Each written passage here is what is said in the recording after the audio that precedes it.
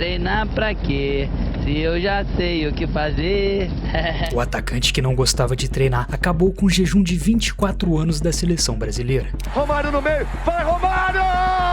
Vai Romário! Antes disso foi cortado, brigou com técnicos e fez de tudo para colocar sua última Copa em risco. Mas quando o Brasil entrou em sua maior crise, a única esperança era justamente o bad boy que ninguém conseguia controlar. Posição legal, saiu o goleiro, fez a finta, lá vai Romário, lá vai Romário!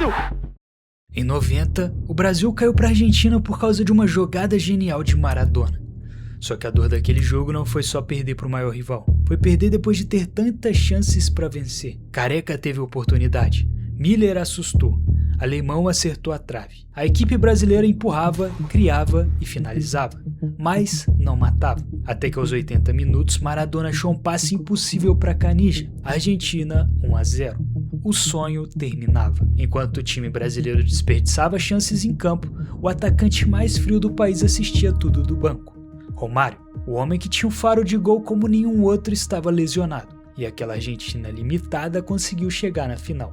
Foi por isso que depois daquela eliminação uma pergunta ficou no ar. E se o Romário estivesse 100%? A seleção precisava de um herói, e nos 4 anos seguintes, o baixinho faria de tudo para provar que era o único homem capaz de assumir esse papel. Porque antes de salvar o Brasil, o atacante precisou se tornar o melhor jogador do mundo.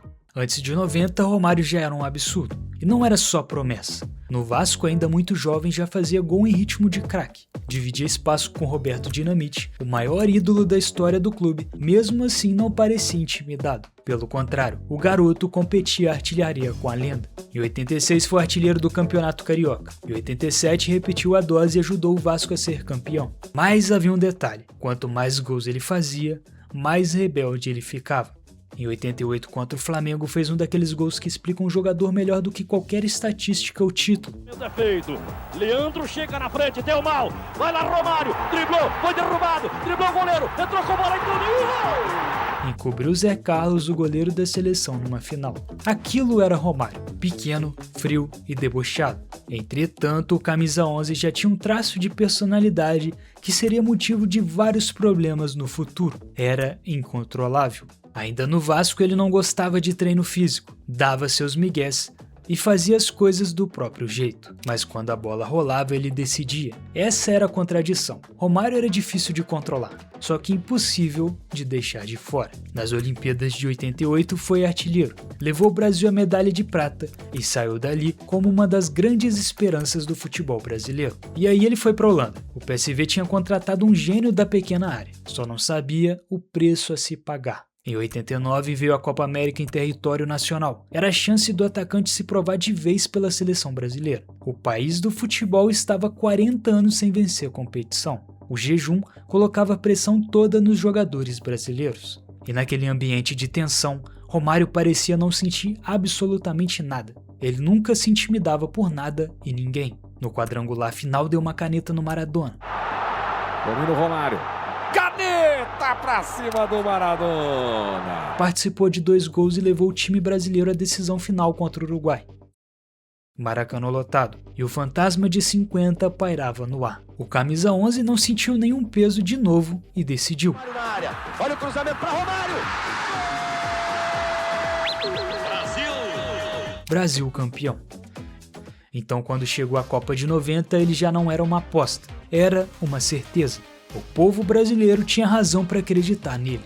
A grande questão é que a Itália não receberia o atacante inteiro. Pouco antes da Copa ele teve uma lesão, se recuperou bem e conseguiu ir para a Itália, mas praticamente não jogou. Entrou só contra a Escócia na fase de grupos e viu a eliminação do banco de reservas. E aí ficou aquela pergunta no ar: e se Romário estivesse inteiro? É isso que ele queria responder na próxima Copa, porque em 94 chegaria aos seus 28 anos, talvez no seu auge físico. Mas chegar aos Estados Unidos seria muito mais difícil do que parecia. Em 92 ele viajou às pressas da Holanda ao Brasil para um amistoso contra a Alemanha. Só que a comissão técnica de Parreira e Zagallo deixou ele no banco. Romário ficou muito puto e bateu boca com Zagallo. Para ele aquilo era uma humilhação. Viajar da Europa, chegar como um dos maiores jogadores do mundo e entrar em campo por poucos minutos. O velho Lobo era o coordenador técnico, rebateu o jogador e disse que quem mandava ali era ele. A partir dali, o baixinho lidaria com um obstáculo maior que a lesão de 90, a autoridade de Zagallo. Para ele, o atacante era um risco de quebrar o grupo. Então, foi cortado da seleção. O velho Lobo era um patrimônio vivo do futebol. Tinha participado de todas as Copas que o Brasil venceu, jogou com Pelé e também foi treinador do Pelé. Então ele, mais do que ninguém, tinha moral para barrar o baixo. Eu era artilheiro do PSV, artilheiro da Champions, e depois do jogo, a imprensa, que me conhecia bem, veio me perguntar se eu tinha gostado de ter ficado no time reserva. Eu falei que não. Eu vim para ser titular, até porque me sinto nessa condição, mas como não poderia ser diferente, o treinador era o Parreira lá, a comissão que decidia. E aí à noite eles foram no meu quarto, o Parreira e o falecido Zagallo, perguntar o que tinha acontecido. Eu falei para ele exatamente, eu falei que eu estava bem puto com o que está acontecendo, chateado. Eles falaram, é isso aí exatamente, a partir de agora a gente que manda tem que ser desse jeito. Eu falei, tá bom. Só que o detalhe é que Romário não saiu dos holofotes. Mesmo jogando no frio holandês, cada gol era uma provocação para o treinador brasileiro. Desde que ele chegou ao PSV, o clube virou uma máquina de vencer, campeão nacional em 89, 91 e 92. E tudo sustentado pelos gols do craque da pequena área. Tinha jogo que ele olhava para o treinador e dizia, fica tranquilo, coach, Romário vai marcar. E marcava. Era arrogância? Talvez. Ele falava o dobro, mas jogava o triplo. Até que aconteceu outra polêmica que iria só piorar a relação dele com a seleção brasileira. O atacante estava no Rio de Janeiro se recuperando do tornozelo. Só que pouco depois, chegaram ao clube fotos dele na praia, jogando futevôlei como se não tivesse nenhuma lesão. Ele foi cortado das últimas rodadas e o clube perdeu o campeonato holandês por apenas 1 ponto para o Ajax. Foi nesse contexto que o Baixo fala, o PSV depende de mim. Todos sabem que a equipe não tem condições de jogar sem Romário. É por isso que eles sempre perdoavam Romário. Eles podiam reclamar, porém no fim do dia sabiam que precisavam dele. No Brasil, porém, Parreira e Zagallo tentavam montar um grupo sem ele. A ideia era uma defesa compacta, um time obediente, com pouca exposição. Mas aquilo não combinava com o imaginário do torcedor brasileiro. O povo queria talento, queria gol, queria Romário. Houve lá vamos dizer, briga, um atrito, uma divergência e tal, e ficou meio complicado trazer o Romário naquele momento. Não havia um ambiente legal. E quando o Brasil caiu para a Argentina nas quartas da Copa América de 93, a cobrança aumentou. Poucos dias depois a tensão iria ao limite. Amistoso contra o Paraguai em São Januário, a casa do Vasco e a casa de Romário. O time era vaiado a todo momento. Cada vai era uma crítica para a comissão que insistia em deixar o Baixo de fora. Ao final do jogo, Bebeto teve até que pedir apoio da torcida. A gente tem que ter nossa torcida do nosso lado. Não é fazer o que fez Baiana, a seleção, porque aí a gente não vai chegar a lugar nenhum, né? Nesse mesmo dia, na Espanha, Romário assinava com o Barcelona. E já chegou causando polêmica, dizendo que ia marcar 30 gols na La Liga. No Brasil, ele foi cortado por ser problemático. Na Espanha, Johan Cruyff levava o astro brasileiro para o Dream Team. Guardiola, Campos, Laudrup, Stoichkov era o tipo de time que revelava mais ainda a genialidade de Romário. A estreia na Liga foi quase uma resposta pública para Zagallo. Barcelona contra a Real Sociedad no Camp Nou. O baixinho fez os 3 gols da vitória e os 3 saíram de passes de Guardiola. Guardiola, que hoje é considerado um dos maiores gênios da história como treinador, disse: eu sabia exatamente quando Romário faria 2 ou 3 gols em uma partida, apenas observando sua postura e alegria no vestiário antes de entrar em campo. Foi o melhor jogador que vi dentro da área. Enquanto isso, no Brasil, Parreira insistia em deixar ele de fora. Só que se Romário continuasse nesse ritmo, essa decisão seria cada vez mais difícil de defender. Enquanto a seleção o rejeitava, Cruyff, outro gênio, olhava para o Baixo e brilhava seus olhos. Talvez porque o baixinho lembrava do jeito rebelde do treinador. Cruyff enxergava exatamente aquilo que Parreira se recusava a ver. Era só dar liberdade para ele perto da área. Ele entendia o preço daquele talento. A história mais famosa resume isso, que o treinador contou à equipe anos depois. Romário queria faltar 2 dias de treino para voltar ao Rio, perto do Carnaval. Então eu aceitei, só que com uma condição. Se fizesse 2 gols no jogo seguinte, ganharia a folga. Ele fez o 2º gol ainda no começo da partida e já olhou para o banco pedindo para sair. O motivo?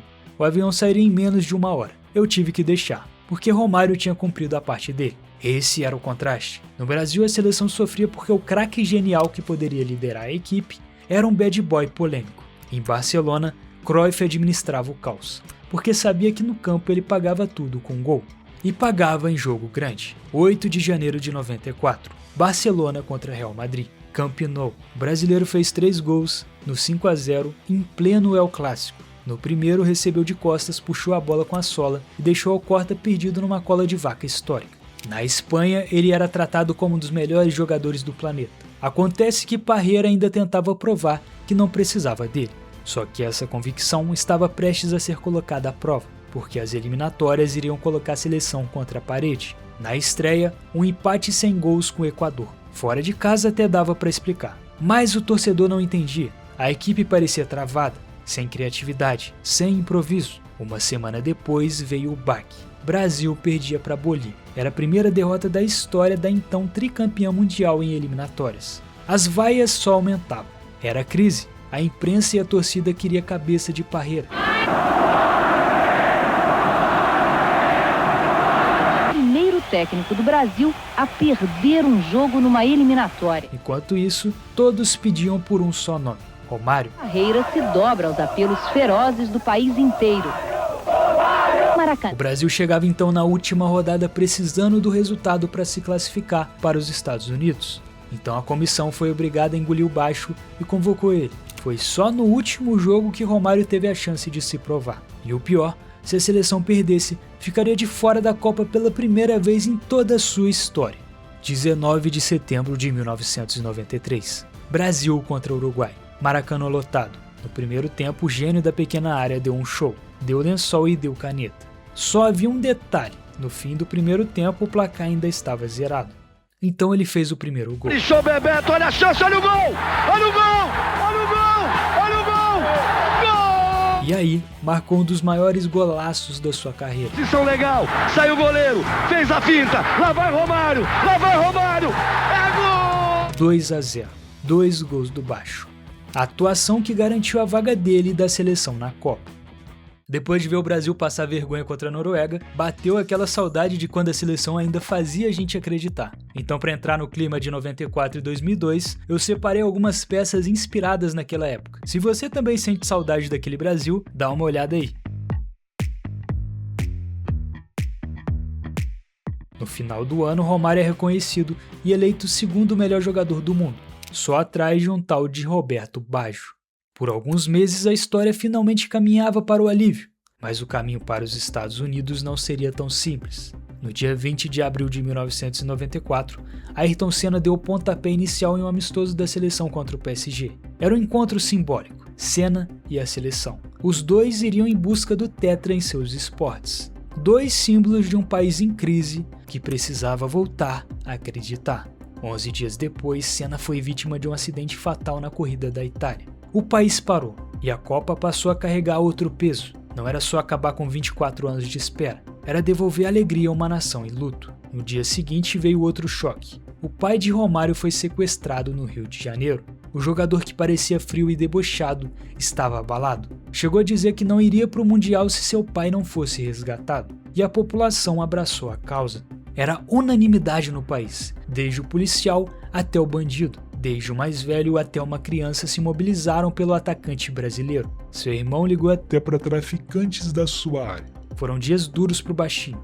E após toda aquela mobilização nacional, seu pai foi encontrado e resgatado pela polícia. E aí ele voltou para a Espanha. No último jogo marcou os 30 gols que tinha prometido e terminou a Liga Espanhola campeão pelo Barcelona. Até que 4 dias depois veio Atenas. Final da Champions. Barcelona contra Milan. O Dream Team de Cruyff entrou como favorito, porém saiu destruído. Milan 4-0. Romário chegava à Copa como campeão, artilheiro e salvador da pátria nas eliminatórias, mas também carregava luto, medo e uma humilhação europeia recente. A pergunta final era simples: depois de tudo isso, ele ainda teria mental para salvar o Brasil? O Brasil chegava aos Estados Unidos desacreditado porque não conquistava uma Copa havia 24 anos. Havia sofrido nas eliminatórias e era criticada pelo futebol retranqueiro e sem criatividade de Parreira e Zagallo. Mas agora eles tinham Romário. Porém, antes mesmo da Copa começar, o corpo dele começou a dar sinais de que 90 poderia se repetir. Sentiu a virilha e virou dúvida para a estreia.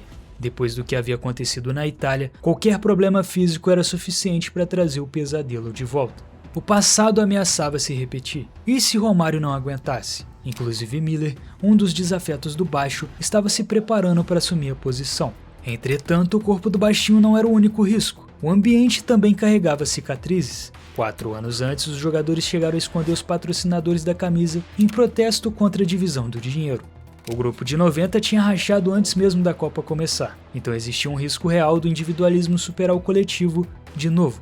Romário era o maior nome do time, só que também era visto como egocêntrico, imprevisível e difícil de controlar. Até Bebeto, seu principal parceiro de ataque, não tinha uma relação simples com ele. Mas dessa vez, os próprios atletas impediram que a história se repetisse. A premiação seria dividida igualmente entre todos, desde o maior astro até membros da comissão técnica. O elenco escolheu deixar o ego de lado e se uniu. Romário concordou, mas fez uma exigência bem ao seu estilo. Se pedisse um ovo às 2 da manhã, esperava ser atendido. Em troca, poderiam cobrá-lo dentro de campo. Ele aceitou esse peso e chegou a assumir toda a responsabilidade em caso de eliminação do Brasil. De que se realmente acontecer um resultado negativo, o maior culpado sou eu. Vou estar preparado para isso. O jogador, conhecido por não gostar de treinar, começou a surpreender os companheiros. O camisa 11 era um dos primeiros em todos os compromissos e levava cada treinamento a sério. E parecia determinado a não deixar 90 se repetir. O corpo respondia. Ainda assim, a Copa nem tinha começado. Fora de campo, a pequena cidade de Los Gatos abraçou o time. Os moradores acompanharam os treinos, espalharam bandeiras pelas ruas e fizeram aquela concentração parecer em casa. O ambiente estava tranquilo, só faltava testar se o futebol acompanhava aquele otimismo. O grupo formado por Rússia, Camarões e Suécia parecia acessível, mas antes mesmo da estreia, Romário já foi provocado. O goleiro russo Dmitry Karin disse não conhecer o atacante brasileiro. O baixinho respondeu que depois do jogo ele nunca mais o esqueceria. Eu tenho certeza que depois do jogo ele vai lembrar. Dito e feito. Tá na hora do gol, bateu, olha o Brasil, gol! Romário marcou o seu e sofreu um pênalti. O Brasil venceu por 2-0. Contra Camarões, 3-0 com o outro dele. Bota na frente, essa é sua, baixinho, vamos garoto, vamos garoto, vamos garoto, gol! Garantindo a classificação antecipada. Com isso, Romário poderia respirar um pouco. O baixinho levava os treinos a sério, mas sempre encontrava maneiras de escapar da rotina da concentração. Havia até uma saída de emergência no hotel que ele conhecia muito bem. Chegava sempre no horário. O único detalhe era que ninguém sabia onde ele tinha passado a noite anterior. No último jogo, porém, veio o primeiro aviso. A Suécia, que saiu na frente com um golaço que dificultou a vida brasileira. Romário empatou e garantiu a liderança no grupo. O Brasil avançava. Mas ainda era um futebol sem muita criatividade que dependia muito dos dois craques, Bebeto e Romário. A dúvida era, isso se sustentaria no mata-mata, onde cada lance valia tudo e onde os adversários seriam mais fortes a cada fase que passasse. Na fase eliminatória, não haveria mais espaço para erros. O primeiro adversário era o dono da casa. Em teoria, era o jogo ideal para o grupo ganhar confiança. Os Estados Unidos não tinham a tradição das grandes seleções, e o favoritismo era brasileiro. Mas mata-mata não perdoa a teoria. A partida seria no dia 4 de julho, o dia da independência americana, diante de cerca de 84 mil pessoas, um calor insuportável e uma torcida muito patriótica, empurrando cada dividida como se fosse uma final. O Brasil era melhor, só que bastava um detalhe, uma expulsão, uma bola perdida, um gol achado, e uma partida que parecia tranquila poderia virar o maior vexame da história. Até que... Deu problema ali, hein? Deu cotovelado, Leonardo tá expulso, Leonardo. Leonardo foi expulso. Com um jogador a menos, o Brasil perdeu o controle, em um jogo que deveria ser fácil. Parreira precisava reorganizar a equipe. Branco, o reserva da lateral esquerda, que já tinha jogado 2 Copas, acreditou que finalmente seria chamado. Mas o treinador escolheu Cafu, que jogava pelo outro lado. Branco ficou furioso, discutiu com Parreira e disse que havia sido desrespeitado. Enquanto isso, o baixo tentava de todas as formas possíveis, mas a bola não entrava. O tempo passava, os americanos não davam espaço e faziam pressão na seleção. Que era para ser uma goleada, virou um jogo difícil. Uma eliminação para os Estados Unidos começava a deixar de parecer impossível. Romário não conseguia balançar as redes, então resolveu atrair a defesa e passar para Bebeto. Vai Romário, acredita, faz Bebeto, Gol do Brasil. Na comemoração, Bebeto correu até o seu parceiro de ataque, o abraçou e gritou, "Eu te amo". No vestiário, a declaração virou motivo de piada. Os jogadores diziam que daquele jeito, os dois acabariam dormindo juntos. Mas aquele "eu te amo" vinha de longe. Desde a Copa América de 1989 que foram campeões. Eles construíram uma parceria marcada por amizade, rivalidade, diferenças de personalidade e principalmente gols. 5 anos depois, aquela dupla acabava de salvar a nação mais uma vez. Se você tá curtindo essa história, deixa o like. Isso ajuda muito o canal a continuar trazendo documentários como esse. Entretanto, Romário não saiu satisfeito. Para ele era um absurdo a seleção sofrer tanto para derrotar os Estados Unidos. O time precisava atacar mais, porque aquele futebol burocrático podia ser um problema contra uma seleção mais preparada. O artilheiro chegou a defender uma formação com 3 atacantes, ele, Bebeto e Ronaldo. Naquela época, porém, Ronaldo ainda não era o fenômeno. Era apenas um juvenil que vinha destruindo nos treinos. Com 17 anos, o garoto recebia os trotes dos veteranos, buscava café e fazia os pequenos serviços reservados ao mais novo da delegação. Romário defendia sua entrada no time, mas isso não significava que deixaria de fazê-lo lustrar suas chuteiras. Quando o repórter perguntou a Ronaldo se ele queria jogar, o garoto tentou ser educado e desconversou. Vou trabalhar para que eu possa jogar, né? Tiver uma oportunidade. Se a sua carreira precisar de mim, eu estarei pronto. Romário não gostou, deu uma bronca e mandou que admitisse a verdade. É claro que você quer jogar. Para o mundo, ainda era apenas um juvenil. Para Romário, aquele garoto já era um craque. Quem finalmente receberia uma oportunidade era Branco. Em razão da discussão, Parreira prometeu que o lateral seria titular no próximo jogo. E do outro lado estava a Holanda, porque o Brasil finalmente enfrentaria uma seleção com força real. Se contra os Estados Unidos já foi um sofrimento, contra a Holanda seria o grande teste de força. Bergkamp era o gênio do ataque. Overmars oferecia velocidade pelos lados. E atrás deles estava Ronald Koeman, capitão, líder e dono de um dos chutes mais perigosos do futebol europeu. Mas havia algo ainda mais preocupante. Os holandeses conheciam Romário. O atacante havia passado 5 temporadas no PSV e construído parte de sua fama justamente nos Países Baixos. Koeman, além disso, era seu companheiro no Barcelona. O Brasil encontrava o primeiro adversário que realmente era capaz de derrubar toda aquela campanha. O jogo era duro, técnico, perigoso. Bergkamp dava à Holanda uma frieza que assustava. E cada ataque laranja parecia lembrar que no mata-mata uma falha acabava com tudo. Até que o matador apareceu. Posição legal, Romário no meio, vai Romário! Vai Romário! Bebeto cruzou e o baixinho fez um dos gols mais difíceis daquela Copa. Pegou de primeira, sem tempo para ajeitar o corpo. Um chute que quem entende sabe que é dificílimo. Inclusive, o Romário, anos mais tarde, disse que nunca mais tentou aquele tipo de finalização. E aí depois, Bebeto recebeu de Branco. Ficou cara a cara com o goleiro. Vai Bebeto! Vai Bebeto! Que beleza! Que beleza! Driblou e marcou o segundo. Além daquele gol espetacular, ali nasceu uma imagem eterna. Bebeto, Romário e Mazinho embalando o bebê. Em homenagem ao filho Matheus de Bebeto que tinha acabado de nascer. Parecia cinema. Só que a Holanda não morreu. Bergkamp diminuiu. Depois o Inter subiu no escanteio e empatou. O 2-0 virou 2-2. O Brasil sentiu o golpe. Então veio o Branco. Falta de longe. Perna esquerda, partiu, bateu! Gol! Gol! Gol! Gol! Chute forte, Romário desvia, gol. Brasil 3-2. O jogo que quase escapou virou a vitória mais dramática até ali. 3 gols, cada um mais bonito que o outro. Um dos melhores jogos da história das Copas. Depois de eliminar os donos da casa e sobreviver à Holanda, tudo havia mudado ao redor da seleção. Parte do público americano passou a adotar o Brasil. O ônibus era recebido com bandeiras, cantos e torcedores que haviam sido contagiados pela alegria brasileira. Dentro do grupo, o ambiente também era leve. As viagens eram marcadas por músicas, piadas e brincadeiras. O time que chegava dividido agora parecia jogar como uma verdadeira equipe. E Romário era o centro daquela transformação. O jogador acusado de individualismo vinha decidindo partidas, criando gols para Bebeto e assumindo a responsabilidade nos momentos mais importantes. Na semifinal, o Brasil reencontraria a Suécia. Era o único adversário que a seleção ainda não havia conseguido vencer naquela Copa. Mas após toda aquela trajetória, aquilo já não parecia uma ameaça impossível. Parecia o último obstáculo antes do grande teste. O gol veio da maneira mais improvável.